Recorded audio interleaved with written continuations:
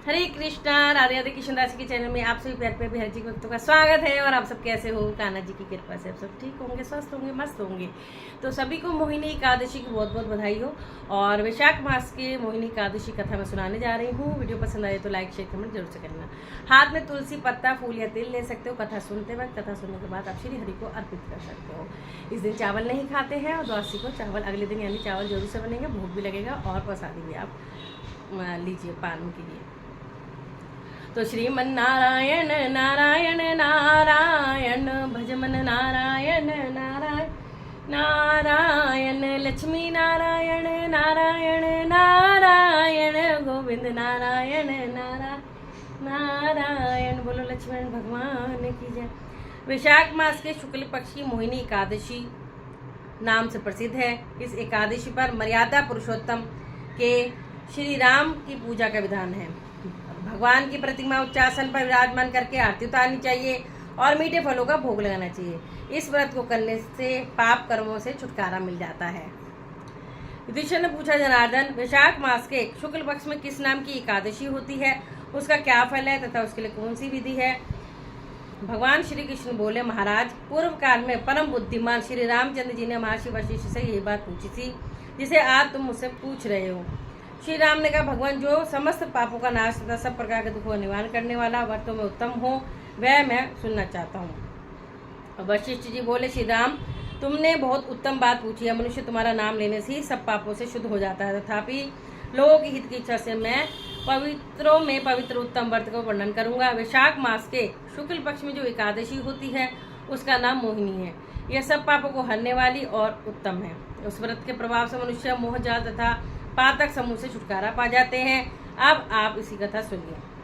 सरस्वती नदी के किनारे भद्रावती नगर में एक धनपाल नाम का धनवान और पुण्यवान एक वैश्य रहता था। वह अत्यंत धर्मात्मा था और विष्णु भक्त था। उसके नगर में अनेकों भोजनालय, प्याऊ, कुआ, तालाब, धर्मशाला आदि बनवाए। उसने सड़कों के किनारे अनेक वृक्ष लगवाए। उस वैश्य के 5 पुत्र थे। उनका सबसे बड़ा पुत्र अत्यंत पापी था। वह दूसरों के स्त्रियों के साथ भोग विलास करता था। वह नीच था और देवता प्रत्यय आदि को नहीं मानता था। वह अपने पाप से कमाए धन को पूरे व्यसनों में खर्च किया करता था। इस पर उसके पिता, भाइयों तथा कुटुंबियों ने घर से बाहर निकाल दिया था उसको और उसकी निंदा करने लगे। बुरे व्यसनों में खर्च करने से सारा धन समाप्त हो गया। धन समाप्त हो जाने पर वैश्यों ने तथा गुंडों ने भी उसका साथ न दिया। अब वह भूख और प्यास से दुखी रहने लगा। अब उसने चोरी करने का विचार किया और रात्रियों चोरी करने लगा। एक दिन वह पकड़ा गया और राजा ने उसे कारागार में बंद कर दिया। कारागार में राजा ने उसको बहुत यातनाएं दी और उसे नगर छोड़ने को कहा। वह नगर को छोड़कर जंगल में रहने लगा और बहेलिया बन गया। भूख और प्यास की व्याकुलता से पशु पक्षियों को मार मार कर खाने लगा। एक दिन वह पापी भोजन की खोज करते करते कौटिन्य ऋषि के आश्रम जा पहुंचा। उस समय वैशाख मास का महीना था। कौटिन्य ऋषि गंगा स्नान करने आए हुए थे। उसके भीगे वस्त्रों के छींटे मारने से इस पापी को कुछ सद्बुद्धि प्राप्त हुई। वह मुनि के पास जाकर हाथ जोड़ कहने लगा, हे मुनि, मैंने अपने जीवन में बहुत पाप किए हैं। आप उन पापों से छूटने का कोई साधारण सा और बिना धन खर्च के का उपाय बतलाइए। तब ऋषि बोले कि तू ध्यान से सुन।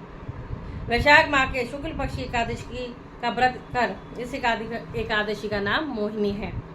इसका व्रत करने से तेरे समस्त पाप नष्ट हो जाएंगे।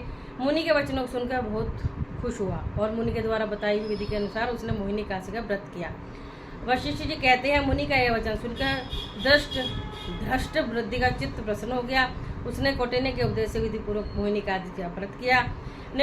श्रेष्ठ, इस व्रत को करने से वह निष्पाप हो गया और दिव्य देह धारण कर गरुड़ पर आरूढ़ हो सब प्रकार के उपद्रवों से रहित श्री विष्णु धाम को चला गया।